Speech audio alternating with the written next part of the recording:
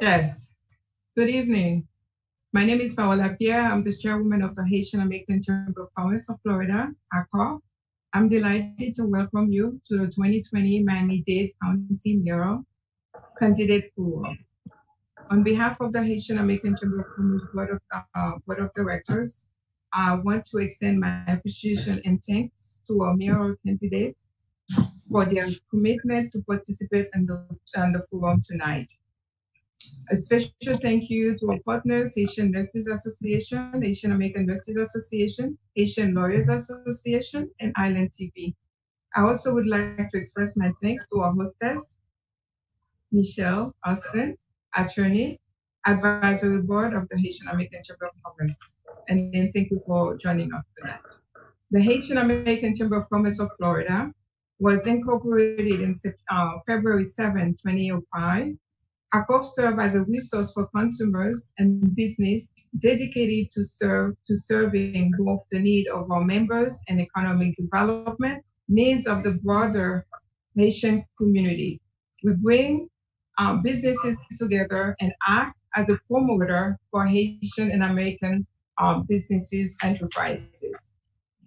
We promote partnership and alliances within communities throughout Florida and Haiti to build a healthy business climate, foster investment opportunities, create employment, growth, and encourage public and private sector collaboration. We send weekly and at times daily correspondences to our members, approximately 10,000 members, businesses and individuals, informing them of the opportunities, business opportunities, workshop, event, and fun stuff. Elections are essential for democracy to succeed. Election provide the opportunity for people to choose leaders to represent them.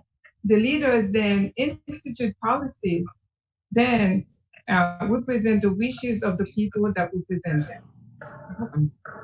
Now, we are pleased that our mayoral candidate will have joined us tonight to listen to the need of the Haitian community and for the Haitian American community to listen and learn about the platform and proposal from the candidates. And thank you again for coming to join us and have a good evening. Now I pass it on to our hostess, Michelle Austin. Thank you very much, Paola Pierre, Chairwoman of the Haitian American Chamber of Commerce of Florida. Good evening, candidates for the prestigious office of Mayor of Miami-Dade County. In addition to the prestige, very significant office which impacts us all. My name is Michelle Austin Pamies, and I am an attorney practicing at Austin Pamies Norris Powell in Fort Lauderdale. I'm a resident of Miami-Dade County. My firm's practice primarily focuses on representing municipalities in South Florida, meaning Miami-Dade, Broward, and Palm Beach. We also do additional work in the litigation arena, representing corporate clients and some personal injury. I will be moderating the panel by asking questions that are consistent with the interests of the Haitian American Chamber of Commerce and its community partners. I will be asking you to speak for 3 minutes on the opening question, and then 2 minutes on all others. It would be great if you could time yourselves to avoid my having to interrupt you. We want to give each of you the opportunity to answer the question so that the audience can learn your opinion on the topics addressed. We will begin with Commissioner Daniela Levine Cava. COVID-19 related closures have had a major impact on small businesses as well as employees of larger businesses in the various affected sectors. Examples, barbershops, beauty salons, restaurants, hotels, you name it. Members of the minority community, including Haitian Americans, have been particularly affected. What will you do, if elected, to get the Miami-Dade economy back on track during and after COVID-19. Thank you very, very much for the opportunity. It's a pleasure to be with you, and congratulations to the Chamber and the other groups for pulling together this great forum. Let me say that this COVID epidemic, which obviously none of us anticipated, has created a real awareness of the disparities in our society. So especially in communities of color here in Miami-Dade County. So this is not new, it's just accentuated and it's just more visible. So we have an opportunity to really get it right. We have a little bit of a reprieve because the federal government has sent us some money through the CARES Act that we can help marshal forces of our local businesses. And we have collected our property taxes for the most part for next year's county budget. So we need to take this opportunity to be creative with the federal dollars and then come up with sustainable ways that we can support our businesses to grow and thrive. We have, for example, the most entrepreneurial economy of large cities in this country, but we're not very good at scaling and growing those businesses. Many of our entrepreneurs are entrepreneurs not only by choice, but out of necessity. And we do not mentor them. We do not give them a guiding hand. We do not provide them technical assistance. And I have done all of those things in my district. And actually for the nonprofit sector, I've done it for a lifetime. So I will be taking those programs countywide, incubators, small business grants, technical assistance. And we have created at the county a revolving loan fund that will be able to last beyond the end of 2020. We've also created a nonprofit PPP program. Actually, excuse me, I'm bringing a nonprofit PPP, so a paycheck protection program. And we did create for small businesses a paycheck protection program. Now, those are temporary solutions, so we need to find ways to turn those into more permanent solutions. But we also need to continue to double down on our innovation. Not only do we need to use our Beacon Council, our FIU small business, the incubators that I'll bring countywide to really support our small businesses to grow, but we need a cash fund for innovation because the economy, as we know it, is not coming back. We're not going to be looking the same as we looked before. So many out of work, so many now looking for what is going to be that new opportunity. Yes? Commissioner Cava, I am interrupting you because I wanted it to be a 3-minute question, but you need a chance to say something about yourself in the same time frame. So we're about to run out of time. Please tell us a little bit about myself. Very good. Yeah. Well, I'm a 40-year resident. I did not have the privilege of being born here, but I've spent the majority of my life here, raised 2 children, and I've spent a career here serving organizations large and small. I've created thousands of jobs. I've supervised thousands of people. I ran the foster care system, the guardian ad litem program, legal services of Greater Miami. I serviced people facing eviction, children who were not getting what they deserved from the school system. And I started Voices for Children. I started many other organizations. And Catalyst Miami is the nonprofit that I'm so proud is continuing to thrive and be innovative in helping people lift their standard of living and helping people participate actively in our civic life. Thank you very much. Thank you, Commissioner. Can we now hear from former Mayor of Miami-Dade County, Alex Pinellas? Michelle, and the same question for you. Thank you very much. I appreciate this opportunity this evening. And as I'm sure you're aware, unfortunately, I will have to leave this particular forum at 7 p.m. I have 2 other commitments this evening. We're getting down to crunch time, so there's a lot of things getting put in our schedules. But thank you so much for this opportunity. I'm Alex Pinellas. I had the privilege of serving as mayor of Miami-Dade County from 1996 to 2004, and have had for the past 16 years working in the private sector, primarily in the affordable and workforce housing space, which really is giving me just a tremendous perspective and education on how we could do so many things differently. I'm particularly proud to participate in today's forum because as mayor, I worked hard to elevate our Haitian brothers and sisters at a time when the Haitian community was just starting to emerge in Miami-Dade County. I was proud to work hand in hand with many Haitian leaders and neighbors and business people to provide equitable access across all county departments. I brought Creole signage to Miami International Airport.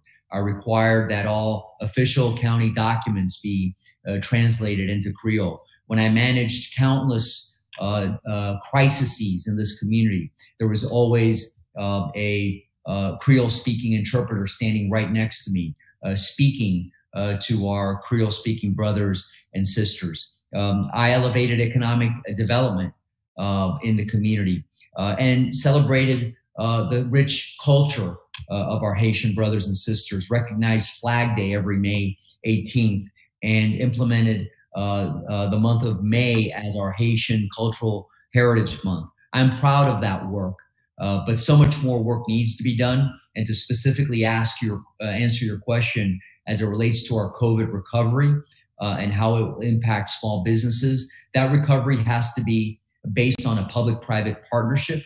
We have to recognize that in government, we alone cannot solve all of these issues. It's a recovery plan that must be based on health and science, not on politics. Unfortunately, too much of what's happening right now in our response to this crisis is based on politics and political rivalry. That has to stop.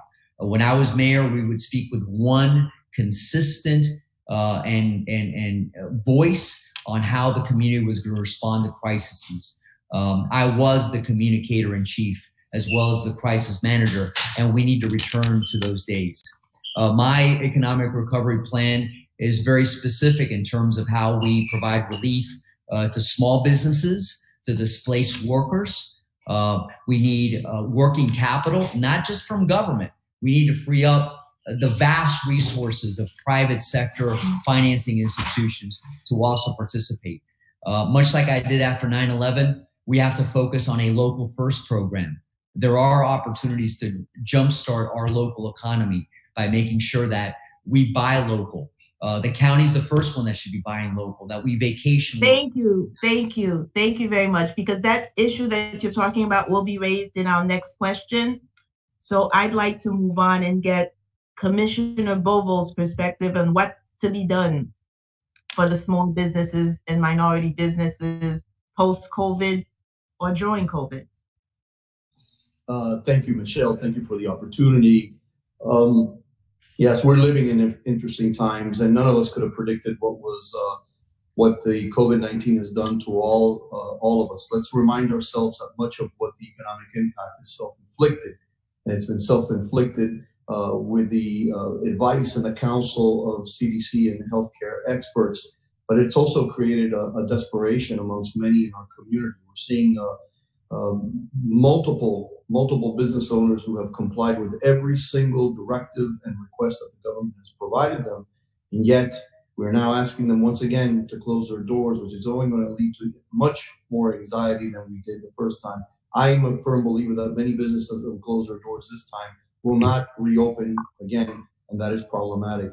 I believe we've made some fundamental errors in our recovery efforts, primarily the constant confusing message that comes out from the mayor of the county and the mayors of the city. We have seen a literal competition between mayors to see who is who has the most authority on COVID-19 recovery, and all it's done really is create confusion amongst the residents in our community. I think the recovery needs to be and needs to include the private sector. I, in my district, created a task force that included healthcare experts, teachers, educators, and business leaders and chambers to map out what a recovery would look like. I am a firm believer that the business community should take the lead in this area, not let government take the lead. I think the business community should be taking a strong voice and lead.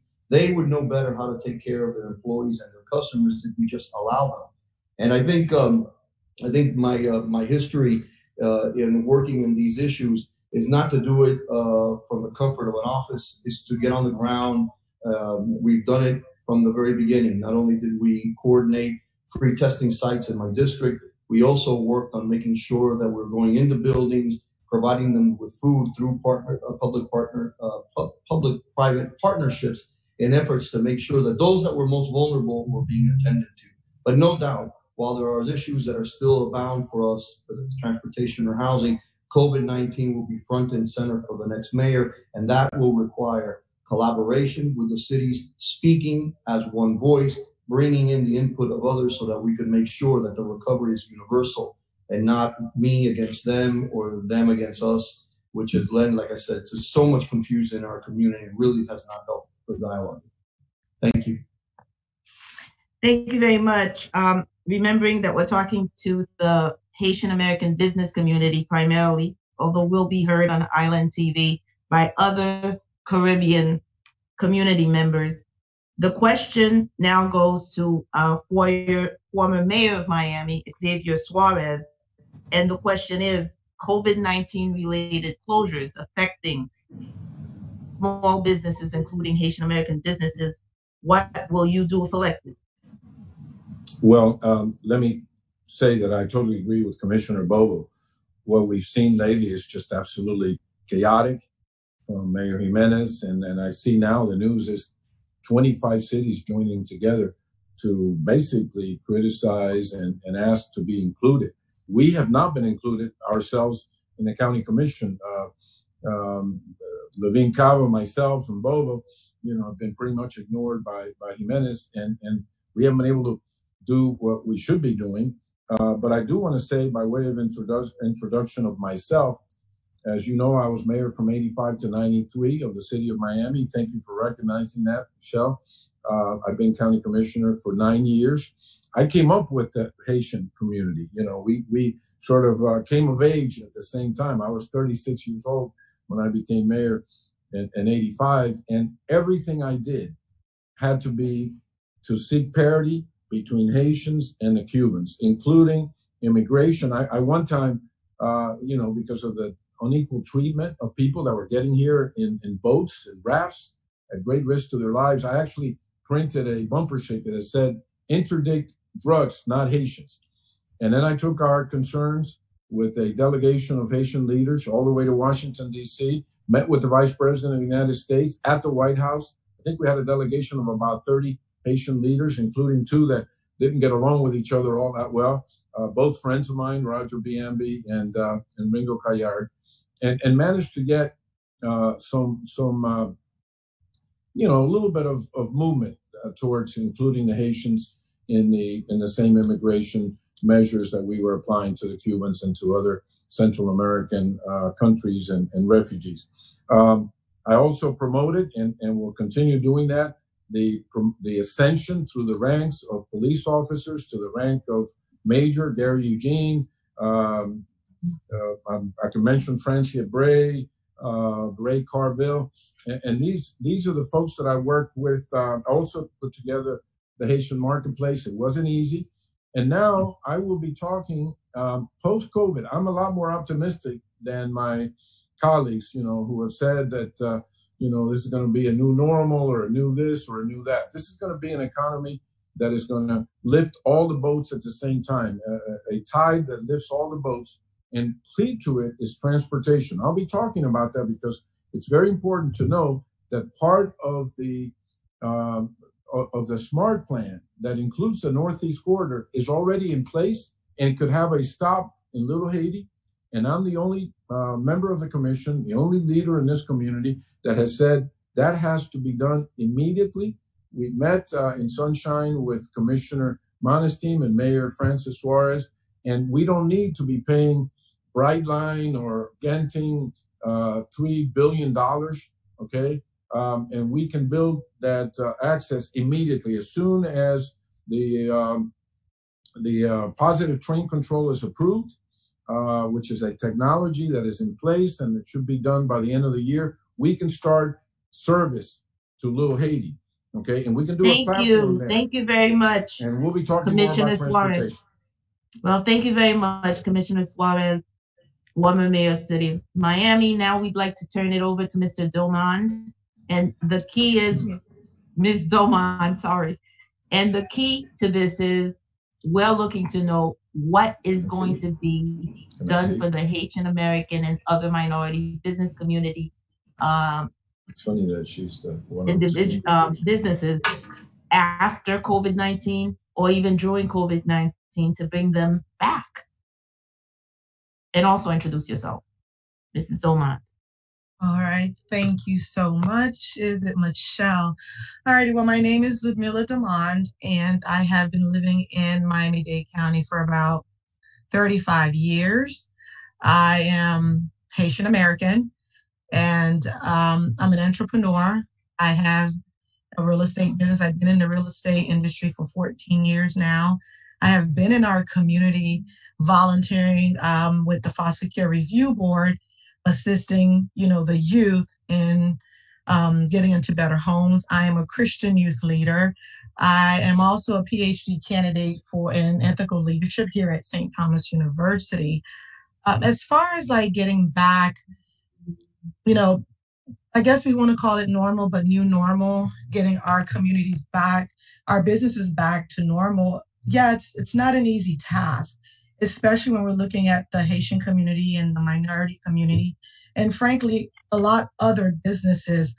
But one of the things I think we should do, I believe Bova mentioned, is the people knows best, the businesses knows best how they would like to get back, how they can get back. So what I think we should do, what I would do as a mayor, is getting together with the community, finding out more as to what is causing not just COVID-19, because there was other issues before COVID-19, but finding how else we can assist.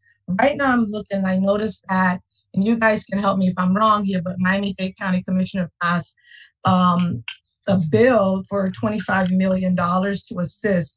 And so these are monies that are out there. We need to get the community to know that the monies are out there. There's a lack of communication to the small businesses, especially the Haitian community, as to the assistance that are out there to help them get out of the situations that they're in. So learning about the community and what the community business owners are needing and getting the communication out there, getting the word out there is one of the ways that I would definitely say that we can assist our communities too, in light of COVID-19 now and beyond COVID-19.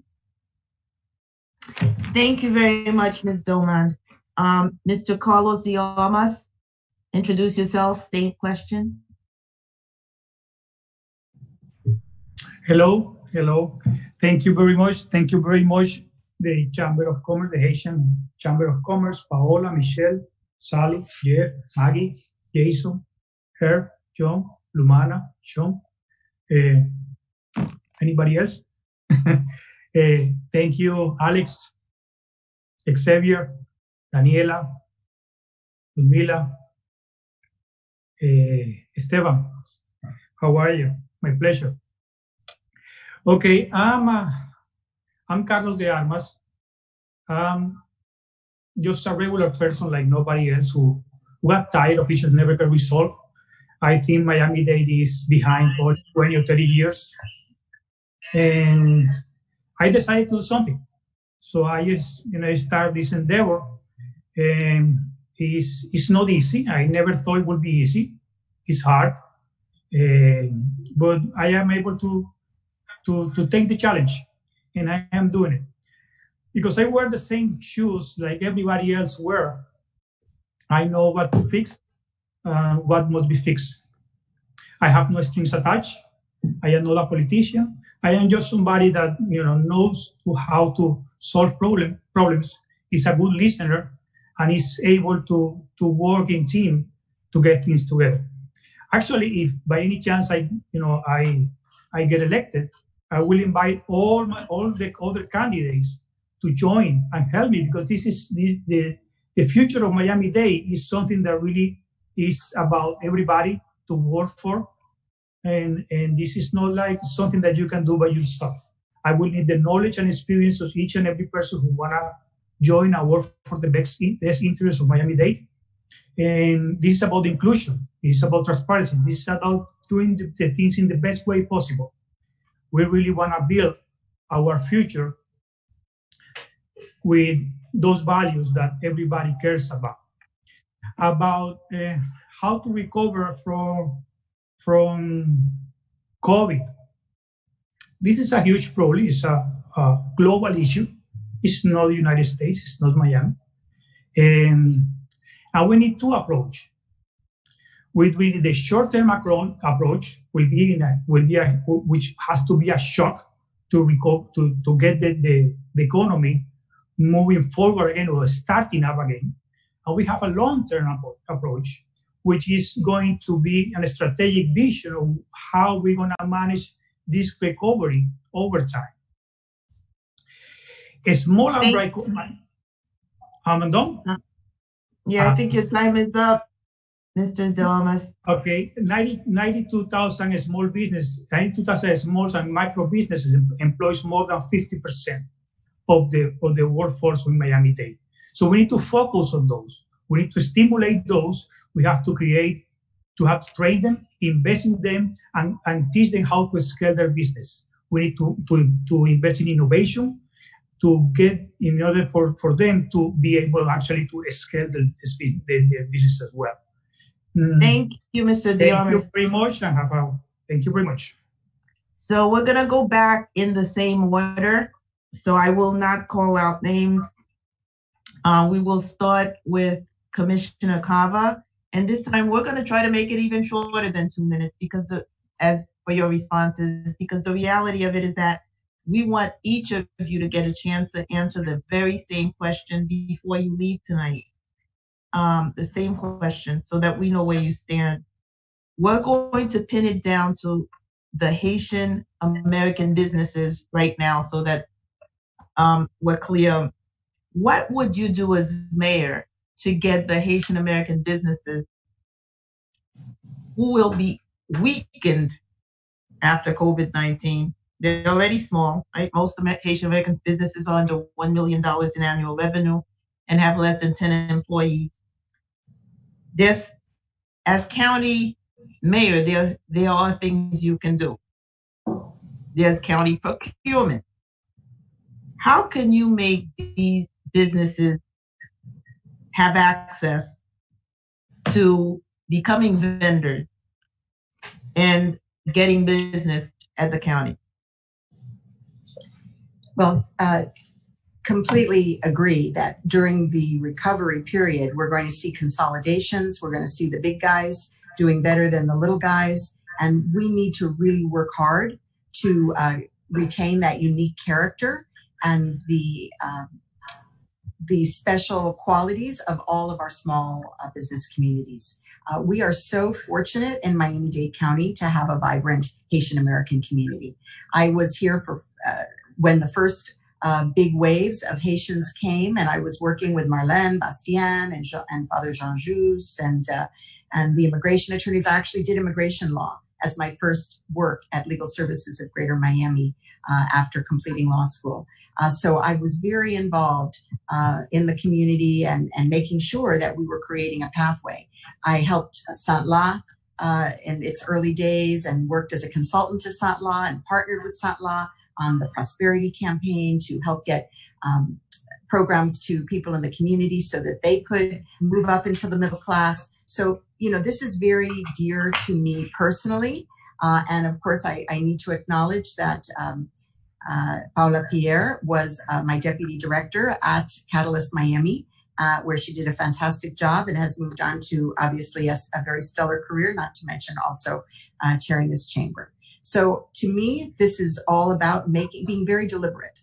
We've had a kind of a race neutral and cultural neutral procurement process. We've turned it into the Small Business Enterprise Program, which has been successful at helping our small businesses grow, a lot of technical assistance, but it's really focused just on county business. We need to expand it. We need to, as county government, help our small businesses not just survive with county contracts, but to survive in the larger community. That's why I served on the Beacon Council board. That's as the representative of this Board of County Commissioners. That's why I've served on the Greater Miami Chamber Board, so that I could help those organizations be more responsive to our small business community and to be very specific about the race factors. And it's been mentioned in many of our forums that there was a disparity study completed that a commissioner has been sitting on. But as mayor, we will not be constrained by that. We will be able to come out swinging on making sure that we address those racial disparities. And that includes cultural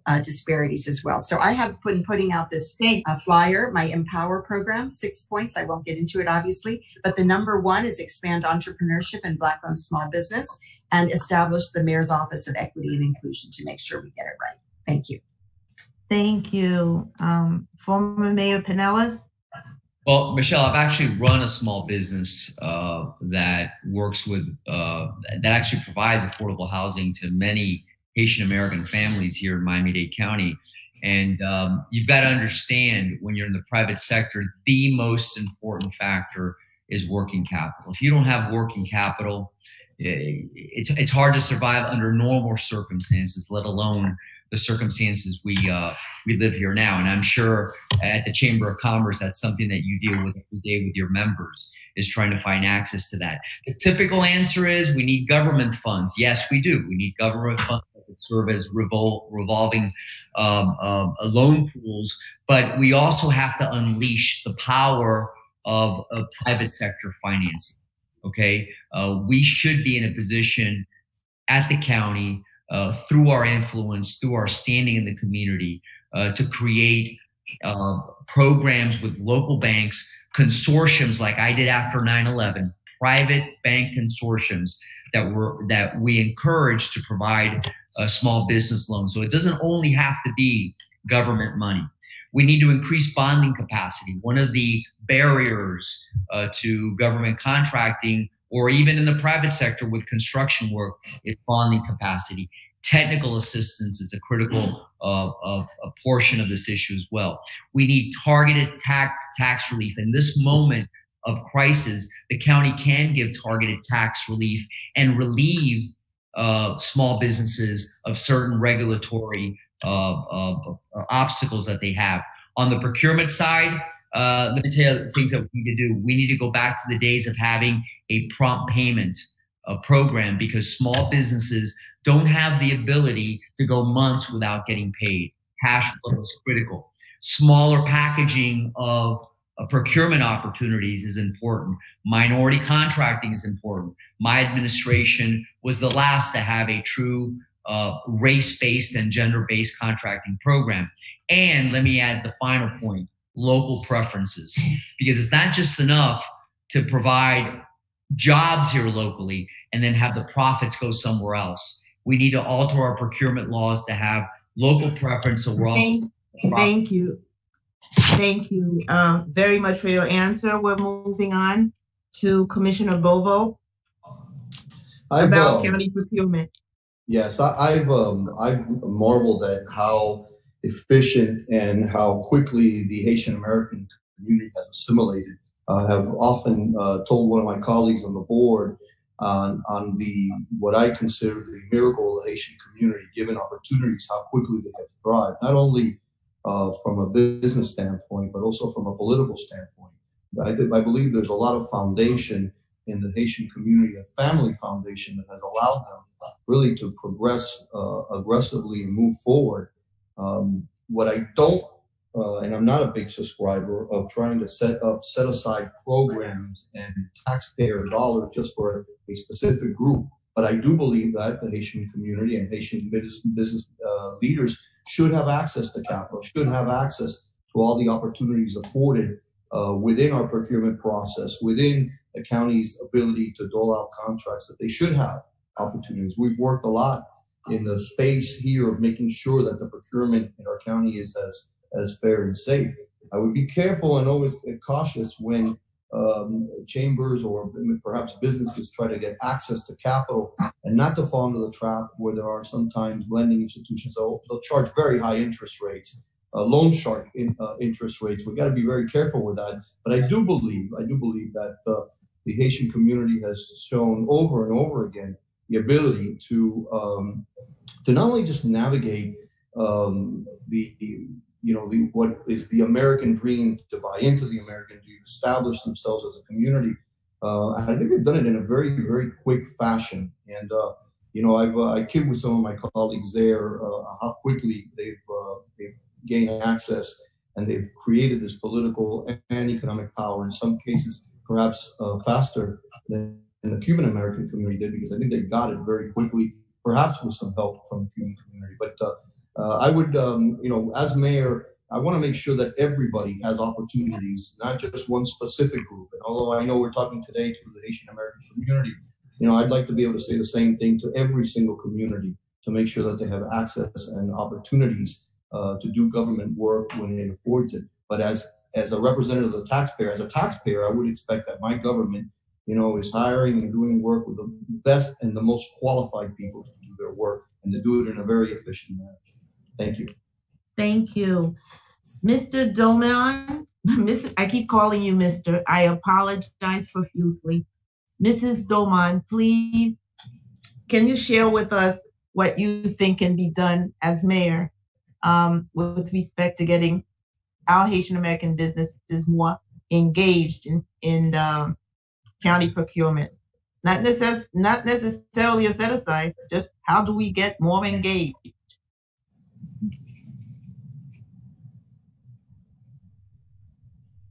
Mrs. Domond? If we've lost Mrs. Domond, Mr. You didn't lose me. I was on mute.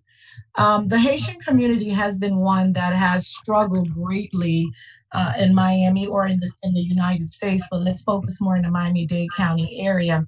And so as much as it's easy for me to say that we all can help on an even playing field, we have to know that the race is a factor. It's a factor when it comes to lending. So when we're looking to see how we can assist the Haitian community, one of the things that we can definitely look at is making sure that our private sector, our banks, are actually extending more loans to the Haitian community at lower rates.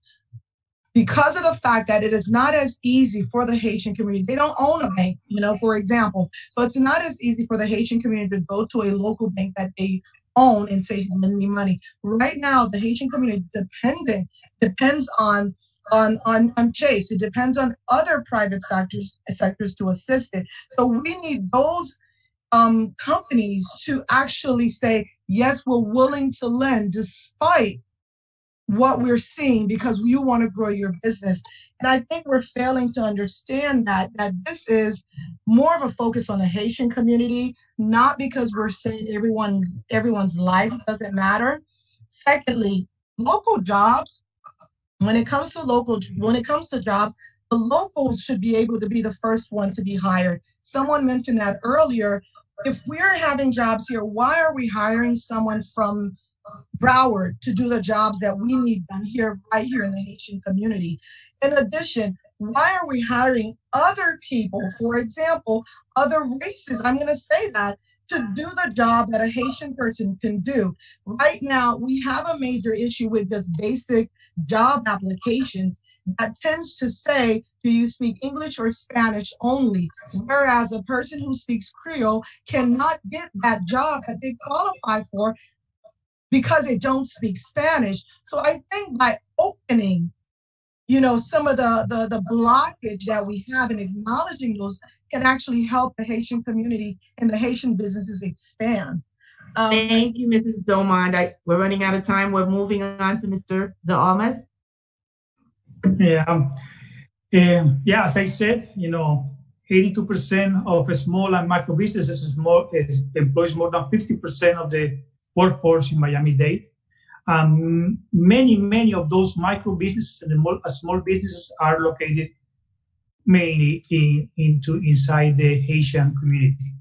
So we really need to focus in those kind of businesses and help them grow, because that's where the economy grows from. That's what makes the economic drive down the road.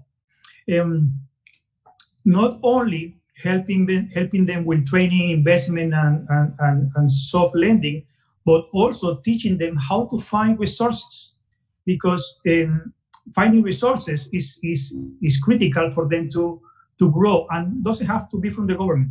There are so many sources out there that probably they don't know where to find them, but we can teach them where to find them. Actually, the first business that I did was, I was 22-year-old in Colombia, and a friend of mine had a piece of land. We didn't have money. I didn't have a penny in my pocket, so I don't believe in that you need money to make a business. So what I did is I put together my friend's land, some investors, I put the suppliers for the construction, and we went to the banks and asked for the money. We ended up building 26 townhouses and a 4-story building. I was 22 years old, in school still. So you can do things without money. When you know how to do it, you have the knowledge, you have the drive, you know how to solve problems, you can do things without money. And that's that's the message that I want to send out. That, I want to encourage people to do things. And actually, I'm doing this campaign without money. Some others need $2, $3, $4, $5 million. And I don't need any penny, and I'm here. And I'm probably, for me, it's harder than anybody else, but I'm doing it. Thank you, Mr. Diarmas. Did we get Commissioner Suarez back? Yes, I'm here. Yes, Commissioner Suarez. So again, the question was basically how we can get Haitian American businesses more engaged in Miami-Dade County procurement. I'm glad that you restated the question, because you hear a lot about how folks have to go to the private sector and join public and private partnerships. But we're talking about Miami-Dade County procurement. Miami-Dade County has a budget of about $9 billion a year, folks. And as Daniela said, we have now the ability to allocate and manage another, just in the case of microloans, another $37 million. And it's important that the Haitian community have someone at County Hall that is close to them, that understands them. Bobo said something very true. This is a totally entrepreneurial community. How they've risen and how they've built up small businesses, but it's magical almost. And the human capital, the multilingual capacity. I met one time with President Aristide in Haiti, and I asked him, what language would you like to speak in? I speak English, French, and Spanish fairly well. I don't speak Haitian Creole. And you know what he said to me? He said, we can talk in Spanish. I mean, the number of Haitian Americans that also speak fluent Spanish is just amazing, and good enough to go by. So, but they need to have fairness when we allocate these contracts. So be careful with politicians who understate the $9 billion a year that we're spending. And if you're not getting a fair share of the jobs, if you're not getting a fair share of the microloans that Daniela referred to very correctly from the CARES Act, if you're not getting a fair share of the affordable housing dollars, you can come to me and there will be someone there, and myself with my same email that I have now, Xavier Suarez ESQ at AOL. And I'm also going to I'll tell you this, I have to have one of 5 senior advisors has to be Haitian. And I'm making that pledge today because I've always been very close to the Haitian community. And we appreciate that. We appreciate right. that, Commissioner. But you. now we're going to move on to helping, I hope, or assisting all of you in understanding who we are today. So from the 1980s, when Haitian Americans started arriving in great number to South Florida, we have progressed, as many of you have said. We've become the 3rd largest community in South Florida. We count among us at least 500 doctors, 400 attorneys, even more nurses, educators, engineers, bankers, and business people. But we'd like to see that these professionals and business leaders are also represented on board at Miami-Dade County and in county leadership.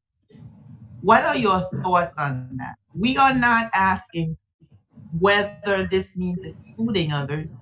We're asking whether you have considered these individuals and whether you will consider these individuals who are now part of your community in making this, as you make your decisions about who to appoint. Thank you very much, Ms. Thank you so much, Michelle. So I am very eager to at least match Commissioner Suarez's pledge. I'll meet him and I'll raise him. So But as well, I think that's why I am putting so much confidence in this idea of having an Office of Equity and Inclusion, because the idea is that each of our unique populations needs to be reflected. I brought the first ever county in the country to be part of the UN Convention to End Discrimination Against Women in All Forms to Miami-Dade. And that has led to pay equity agreements for contracts. It's led to revision of our sex harassment policy, and many other good things. But the point is to be deliberate about it. So we can be deliberate about women. We can be deliberate about Haitian Americans. And my Office of Equity and Inclusion will be deliberate about all of those things, because that is what makes our county great. That is what makes us unique. That is what makes us a great place to live, but also a great place for people to visit. It is our diversity. It's our culture. It's our music. It's our different architecture, and all of the things that the Haitian community has really contributed. So I am extremely eager to lift up in contracting, in hiring, in the procurement process.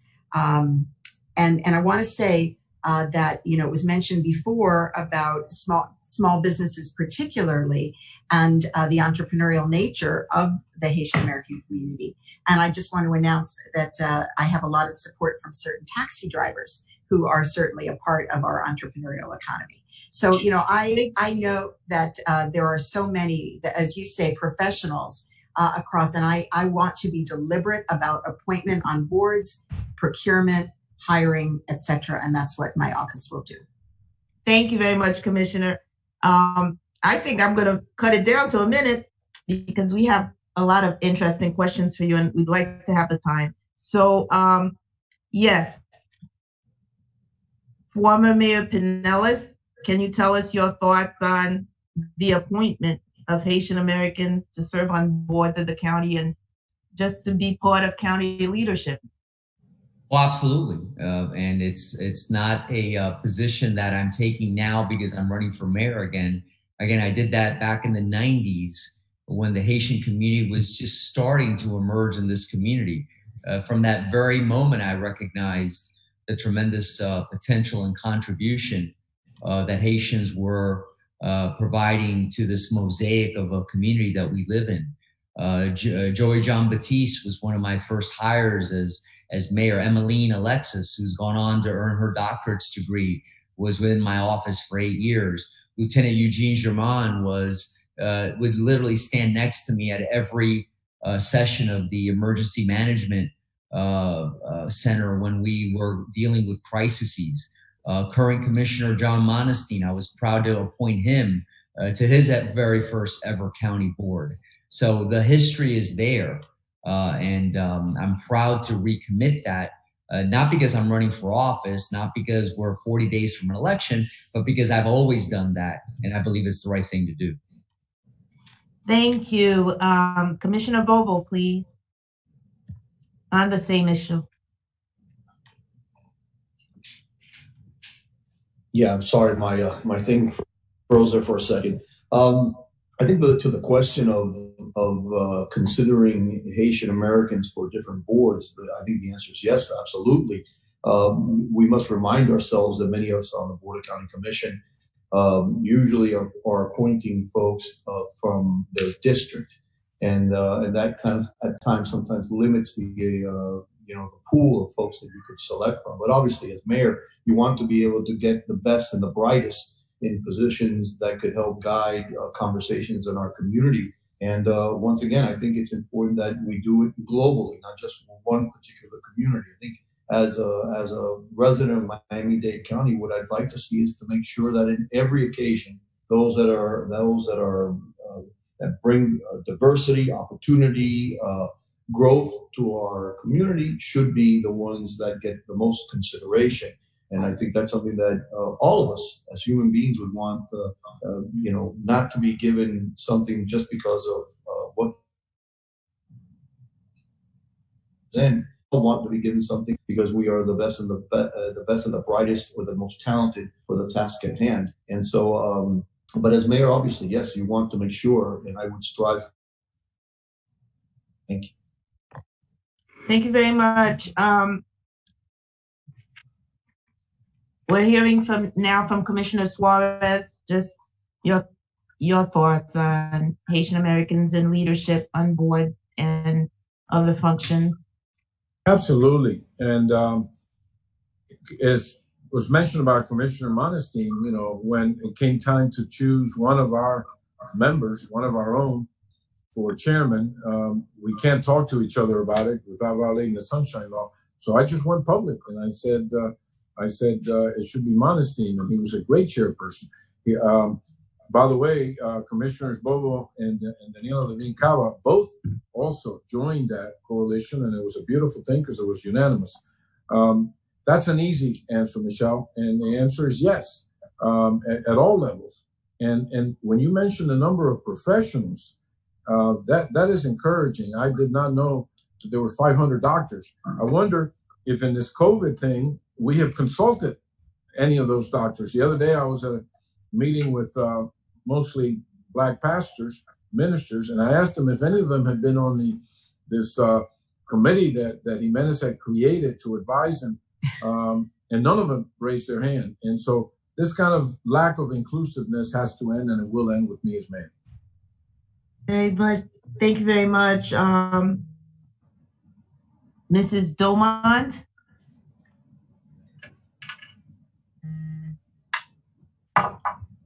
Okay, Mr. Diarmas, then can you share with us? I think that history will be made if Miami-Dade County would elect its first Black Haitian mayor, woman at that. I think that would be one of the things that we can look at. It's not just looking to see where we can put a Haitian on board, but this would be the definite on board. Right now, we have this idea that the Black community or the Haitians cannot do it any better than anyone else. And sad to say, I do agree somewhat to Bovo, and here's why. The Black community or the Haitian community is not begging to be on board. Those who are qualified are demanding that they're on board. That's the difference. See, to overlook a person because they don't look like you is the issue that we're discussing right now. So, for example, Monestein, as great as he is, he's not the prize of the Haitian community. So if he is the only one that we continue to look at, it is still sad in Miami-Dade County that we are looking at only at Monestein when Miami-Dade County has been here since 1836. There should be a lot more Haitian Americans. There should be a lot more Blacks on board that we should recognize. So when I become mayor of Miami-Dade County, I was told by someone, actually one of the panelists, that Miami-Dade County is not ready for a Black mayor. Again, sad to say, that is the thought right now of many people in Miami-Dade County. So when I become mayor, absolutely, we're going to bring everyone together, not just Haitians, but everyone. Thank you, Mrs. Domont. Mr. Diarmas. Yeah, as you already know, I don't believe in that black, white, yellow, brown thing. We have to work together. And since I'm talking about inclusion and justice, because this is what my campaign is about, and you know that. Even though if I get excluded and people don't wanna debate me and they find a way to exclude me from a debate, I don't wanna do the same thing because I'm different. I'm about inclusion, I'm about doing the right thing. And if I am talking about inclusion, why not include Haitians? Not only Haitians, everybody. My door, as I've been saying, will always open if I cannot get rid of it. I understand your perspective, Mr. Diarmas. We're trying to move a little bit faster because some of the participants are leaving. So okay. For the next question, what we'd like to do is we'd like to start with former Mayor Pinellas, because he'll be leaving soonest. And when we keep mentioning Haitian Americans, let's be clear. This is the Haitian American Chamber of Commerce. So we're addressing Haitian American issues. But the reality of it is that a lot of these things apply across the board to members of the minority community who are underrepresented. And the next question is broader. It has to do with the independent review panel, which it passed the ordinance to recreate the independent review panel, passed on second reading at the county commission. The mayor can still veto it. We would just like to know, if elected as mayor, would you support an independent review panel that would, in fact, have the responsibility to provide civilian oversight of police misconduct, which is the hot topic in this country, in this county today? Please answer yes or no whether you support such a panel with a very short why. The answer is yes. Why? Because it's needed. Why? Because I supported it as mayor. We had an independent review panel when I was mayor, which I fully funded. And then we tried to increase its powers, but unfortunately that effort failed. And that doesn't mean I'm anti-police, because, you know, we live in this world of extremes. People think that if you're for citizens' involvement, you're anti-police. No, I think this will actually enhance the work of the police to have extra eyes. I think the vast majority of our police are good, decent, hardworking people, but a citizens panel will, I think, allow there to be greater transparency. It will allow us to get rid of the bad actors. But regardless of whether we have one or not, Michelle, let me be very clear about this. We're running for strong mayor. We're not running for some other position. If I see with my eyes what we all saw a month ago with George Floyd, we don't even have to go to the independent review panel. I will fire a police officer who does that on my watch on the spot. So there has to be a combination. Yes, an independent review panel, but you also have to have a strong mayor that's willing to take action. With that, thank you. Unfortunately, I got to move to, I've got my next commitment literally. We understand that. Before you leave, we'd like a commitment. Will you be willing to come back to us before the election to continue the conversation if you have an opportunity? Absolutely. I think I've been to every forum we've been invited to, and it's just, they're happening 2 and 3 a day. So obviously, all right, thank you very much. Thank you very much. Thank you for coming.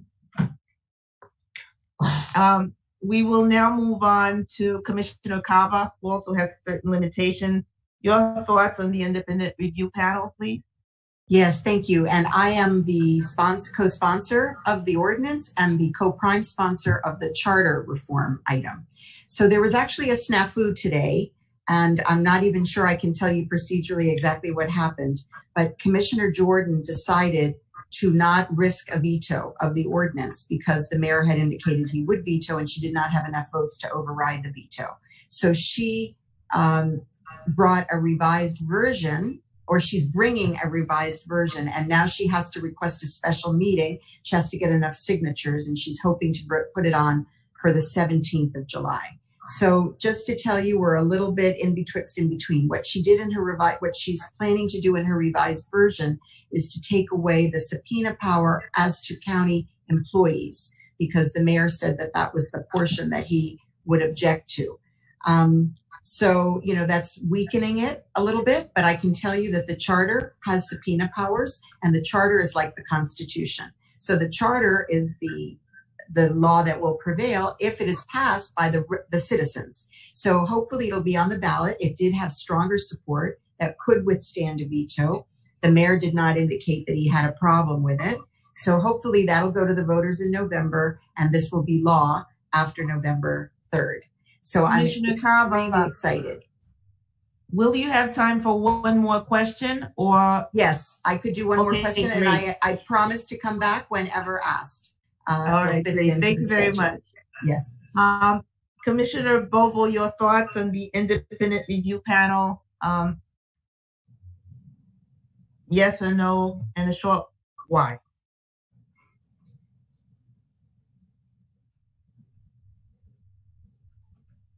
Do we still have Commissioner Bobo? Okay, thank you.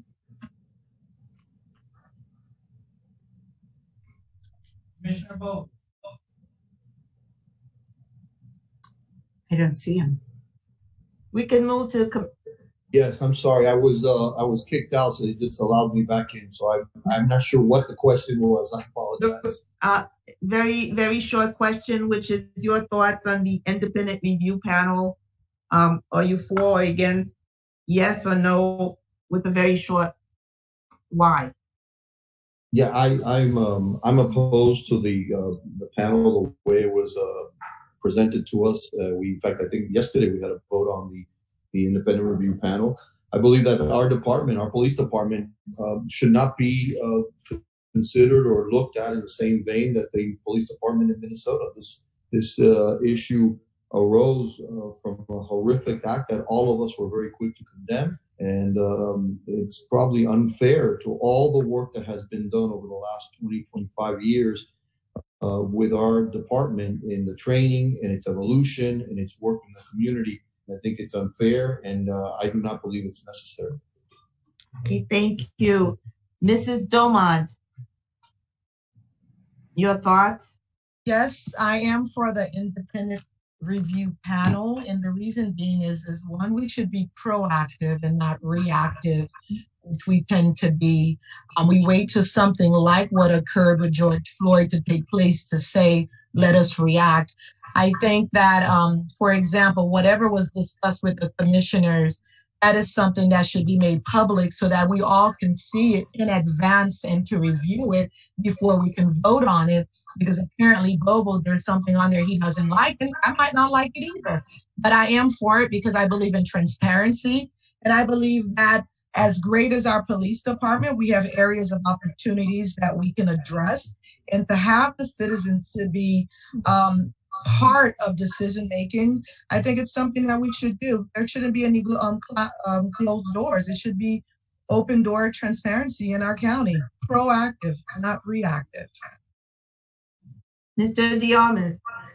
Yes, as somebody that believes in democracy, I for sure back up the panel. I think it's ethically right, politically right, and in, you know, by democracy is what is needed because it's about balance, about balancing things out. It's about balancing powers. But be careful that this panel should be something that provides more justice, not revenge. We have to keep that in mind. And this should be another element of a more wider view and a strategy of a system working with these kind of issues and trying to build a better police. We need the best police we can have. And that's something that we have to move forward on.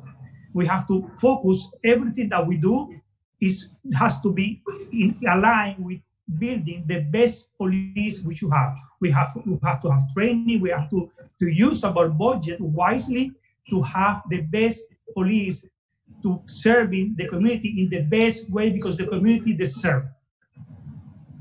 Great, thank you, Mr. Diamas. The commitment we're looking for is actually for each one of you to commit to come back after the primary for a forum. And we hope that you all will. We have a question now about... Can I answer? Yes. You forgot me. Oh, you didn't get the answer. No. I should have never done that. Okay. You forgot me, Michelle. I created a citizen independent panel in the city of Miami 30 years ago. And the recent constitutional cases on subpoena powers, the D'Agostino case in 2017, that I'm sure some of the lawyers on this panel are familiar with, curtails some of that, but not all of it. And the confusion is not that anybody's being, that Commissioner Bovo and Commissioner Levin Cava, it's not that anybody's not hiding anything. To the contrary, we're as confused as anybody else because we can't talk to one another under the Sunshine Law.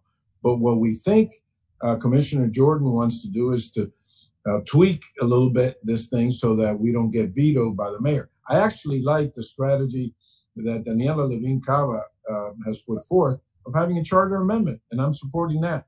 And then all of us can support that on the ballot and be done with this once and for all. Thank you very much. With respect to workforce housing, What can we do with all the gentrification that's going on in Miami-Dade? Right now, it's become so expensive that the workforce cannot really live here.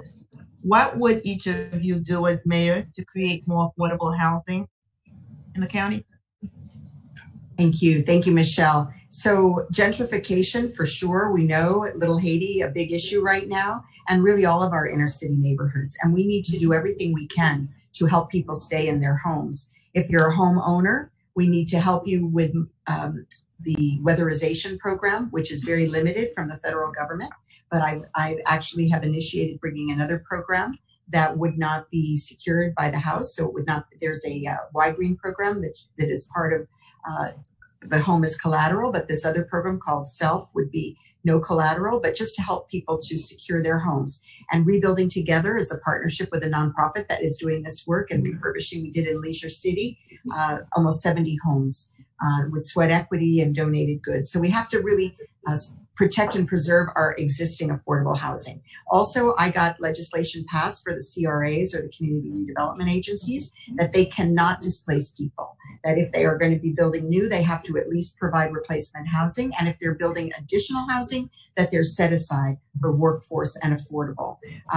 We also need to cut on permitting time. The expense of producing homes is very high here, but there are ways to cut that, such as form building. The county has properties that need to be deployed rapidly for massive production of homes, and we need to do the densification, higher density units, particularly along our transit corridors, which is something that the county commission has passed. So there's many, many things we have to do, all of them, use our surtax money and get the state to stop stealing the Sadowski Act funds for affordable housing.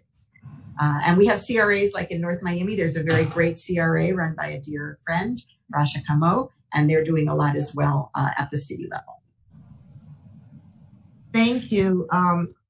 And excuse me, I'm so sorry. I think that will have to be the last question for me, and I'll stay on for just a little bit, but then I'll say goodbye and thank you for the opportunities. Very great. We thank you for coming, and thank you that you're committed. Absolutely, you bet. To our upcoming forum. Commissioner Bovo, about affordable housing, your thought? Yeah, I think affordable housing and actually transportation go hand in hand. You need to be able to solve both of them together. And I think part of the issues that we have with affordable housing is really the amount of stock that we have here. You got to be careful when we talk about the increase in density and then vote against increase in density, which happens in many occasions because nobody wants it in their backyard. But the reality is, if you build more, which coincidentally, Barack Obama had suggested a New York Times piece, which I found very interesting because a lot of developers were touting that if you build more, you'll be able to bring down the price of housing. Right now, it's a supply and demand situation, so it makes it very prohibitive. Now, we could do a lot of things with county-owned land. We could do some enticements so that developers come and develop on our land. Could, in exchange for density and more units, we could ask and request that we get units that are considered, workforce housing units. And I think all these things are important to do. We have a lot of assets that we can bring to the table between permitting, utilities, requirements that we normally have, and I think that could help us in this space. And I think we should be striving for this as much as we possibly can. And I think, and the reason I had mentioned transportation is that the intersection between the two, if you alleviate people the burden of having a car, and I know it's crazy to say it in Miami, but it is happening in different parts of our community. By doing that, you're alleviating the perhaps $1,200 a month that somebody has to spend on the maintenance of a car, insurance, everything that goes all into a car. That could be applied to housing. That could be applied to their pocket, which I think would be a better solution long-term than trying to come up with government programs that at the long end do not really help those that we want now. Thank you, Commissioner. Commissioner Suarez, your thoughts? Both of my colleagues have made a lot of good points, and I don't want to rehash all of them. Most of you that are listening, maybe all of you that are listening who are in business, know that basically to build housing, you need to deal with the cost of the land, and then you have the financing, PITI, principal, interest, taxes, and insurance, and then you have utilities to operate it. I've tackled each of these components. The cost of the land, we have 4,500 properties in the county. We don't need a lot of them. We have to make them available and reduce the cost of the land like we did in the city of Miami when I was mayor. We built 1,500 units of affordable housing, most of it home ownership. I want to warn people, when the bureaucrats say that we should not increase the homestead exemption, they're 100% wrong. We should increase the homestead exemption as high as $75,000. No one should have to pay real estate taxes on property that's worth less than $75,000. It was set at $25,000, in 1979. And then transit-oriented development, both of my colleagues have mentioned it. We've built $1 billion. We're building $1 billion of transit-oriented development in my district. Thank you very much, Commissioner. Mrs. Doman, very briefly, we're running out of time. Your thoughts on affordable housing? In regards to gentrification that you mentioned, we understand the reason for gentrification, especially in Little Haiti and Liberty City, is that the land sits on it sits high, so people are coming in and taking over. But as far as affordable housing, I believe it works hand in hand with living wages and making sure that the people are getting paid the proper wages from their jobs in order to have affordable housing. And in order to have affordable housing. So when we're looking at affordable housing, let's make sure that we are in contact with the right, when we say the government at this point, with the lands that they have, that we can build on these lands. Right now, again, Suarez mentioned there is 4,500 vacant land that is available that we can build on, but we're not doing that. They're sitting, and taxes are being paid, of course, by the residents. That's a loss for the county. But if we can use those lands and actually build affordable housing with people who actually live in Miami-Dade County, like contractors, then I believe that we can somewhat work towards reducing the cost of living in Miami-Dade County. Thank you, Mrs. Doan. And Mr. De Armas, this is the final question. Can you tell us your thoughts on affordable housing? Sure. Sure. The problem is not gentrification. It's improving and having a better neighborhood. There's nothing wrong with it. The problem is that people is being displaced when they sell their property. One way to fight this is to instead of people getting only money for their properties, they will get money, plus they need to be guaranteed that they will get the same amount of square footage that they have in the property they are selling in whatever is going to be built on that property. That's one program we can implement, and that will help a lot to help people to keep the same amount of property they have before. Also, we want to increase ownership. Right now, it's less than 50%. We want to increase at least to 70% in the next 4 years. How are we going to do it? We're going to do it in this way. We're going to revise all the programs that we have right now, because we have programs in the county to help people be owners. We're going to revise them because those are so old that they are already not working well. So we need to adjust them and update it to today. And also, we're going to implement new ones to help people to own their own properties. This is basically my approach. The ways to finance and the way to do it, there are so many ways out there. Probably people are not aware of, but there are so many ways to do things that you can help people to really jump into ownership. Thank you, Mr. De Armas. I'd like to thank every single one of you, the mayoral candidates, for coming to speak to the Haitian American Chamber of Commerce of Florida and to the Haitian American community in general today, via Zoom, via Facebook Live, and also on Island TV tonight.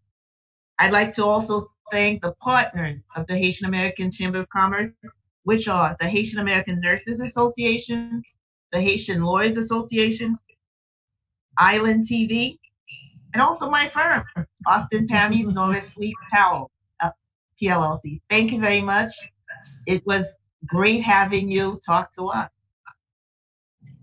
Thank you. God bless you. Thank you. Thank you for having us. Thank you. Thank you. Thank you for inviting. Thank you, guys. Thank you all. Be safe. Be safe out there.